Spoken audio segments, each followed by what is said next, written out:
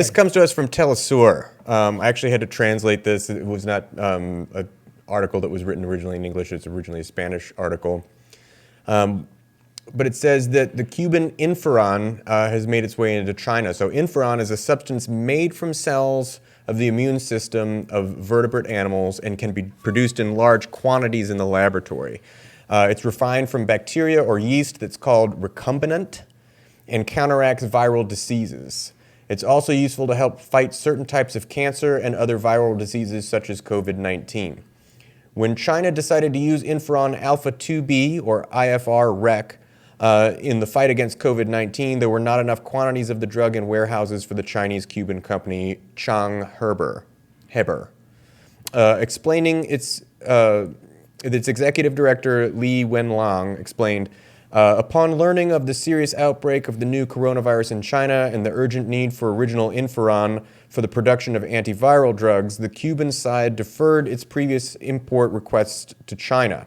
In addition, it appointed a group of Cuban experts to help China. Quote, with Cuban deferring the receipt of amounts of IFR-REC produced by Heber in favor of China, it was responsible to shorten the time to make a certain amount of the product available to the Chinese patients from 50 days to 21 days. It's very interesting that in this talk around February 28th, the Chinese president already stated that the positive trend in the prevention and control of COVID-19 was gaining strength, and the country had full confidence, capacity, and certainty that he will win the battle against the epidemic.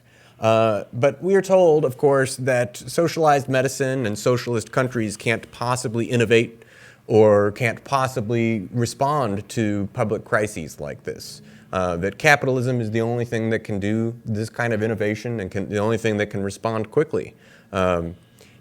Seems that that's not the case. In fact, there's apparently a fairly large movement in Italy begging the Italian government to ask for Cuba's aid in combating the spread of the disease in Italy. So that's weird. I was listening to The View, and I heard the panel, especially Whoopi Goldberg, and they said you can't say anything good about Cuba. Nothing no good? matter what, not even if their healthcare system has good things. So we shouldn't even be talking about this. That's my opinion when I see The View. Yes, this is outside the acceptable controversial topics that are allowed to discuss. That unless Obama says it. Yeah, unless Obama says it. Then it's fine. Yeah, then it's fine. Mm-hmm. But yeah, it seems like, and I think we've mentioned before that I think it's actually a derivative of this interferon. So this particular one is called interferon alpha-2b or IFR-REC. But I think variants of this or some similar type of drug that Cuba has been able to develop actually is combating lung cancer. I think they've got multiple different drugs now for combating lung cancer, which again, we're told that innovation only comes from capitalism, which is why we have cured all of the cancers here in America. We haven't. That's another thing that we've done. You had the vaccine. It's really easy to get. I mean, I just took it, and now I'm not going to get cancer. Wait, no, that's not how it works. Here, I'm just going to keep it simple. Lift the embargo. It's cruel and inhumane. It's just a leftover of the Cold War, which was nothing but. And it sounds like we could probably use some of that drug. We need help. We need help. But you know exactly what would happen. It would be Cuba would be like, well, let's help the American people. We'll send it for free. And then you have probably like some import company in like southern Florida run by expatriate Cubans who are like, we're going to resell these for $1,000 a vial. Oh, that's no, they're gonna be like, we invented this. It's ours. We have the patent on it now. It's ours. We will take all of the money. Yeah, just for just a short history lesson about the situation in Cuba. Look, the reason why Fidel Castro came to power, the reason why that revolution came to power is because no one talks about Batista and his corrupt regime and what he did to his people and how everyone living in Cuba under Batista's rule was basically under harsh terms. Like there was a boot on everyone's neck. I mean, you had organizations like the mob as well as American corporations that were building casinos all over Cuba and just basically getting away with everything. I mean, they didn't have to pay anything. Cuba was at one point a U.S. protectorate, even though it was claimed to be independent. So when Fidel got into power, the people were finally free from a tyrannical system. No one talks about Batista and what he did. But at the end of the day, you know, Cuba has something, and we need help. I know. You know, I keep on saying this. One day, this country's going to need help. Something's going to test us. I don't know what it is, but we're going to need help. It's funny. You always say that, but what it seems like it'll turn out to be is that America needs help, and they're like, we don't want it from you.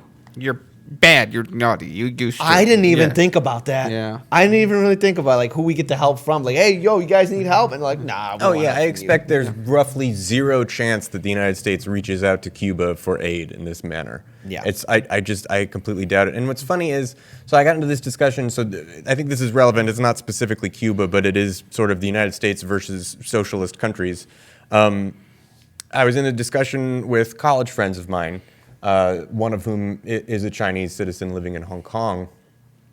And one of my friends here in the United States said, oh, you know, I heard that, you know, the virus was developed at Harvard and it was given to researchers in China and they messed up and accidentally let it release into the wild. And my friend in China was like, yeah, well, the news over here is saying that, you know, it's the American military that tried to use it as a bioweapon against us in China. And I'm just sitting there going, guys, no one really knows how it started. How about we not speculate and like finger point at each other's countries? Like, I mean, I've heard, what we've heard is that it's possible, given the type of virus that it came from animals, and given that Wuhan has a particularly large, what's called a wet market, which is where they sell produce, but they also sell animals that they slaughter on site. Obviously, there'd be a lot of blood there because it's wet market. That's what it means. That there's speculation that that's how it came about. At the end of the day, it doesn't really matter where it came from. What matters is that it is affecting the globe. But I just find it crazy that so much of it is mired in finger pointing between the United States and China. You're a socialist. Well, you're a capitalist. Well, you started. No, you started. It's like, guys, why don't we fix the problem? How about we just be humans and try to fix the problem? And here's the crazy thing about all this. Like, every time I listen to people talk about this who are experts in their field, their response is, guys, why do you focus so much on engineered diseases?